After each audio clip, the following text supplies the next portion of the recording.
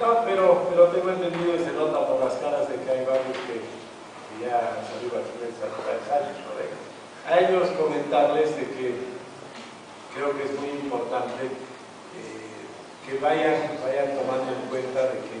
también para los más jóvenes les va a servir esto, de que muchas veces uno va a estudiar y dice voy a estudiar y después voy a trabajar en una fábrica, voy a trabajar en este negocio, en esta cosa, voy a trabajar en el sector público, voy a trabajar en la alcaldía, en la prefectura, ¿verdad? Lo que yo quería comentarles es de que es importante que tomen otra opción más, porque ustedes saben, cada año 150.000 jóvenes se incorporan al mercado de trabajo y ni el sector público ni el sector privado generan tantos empleos.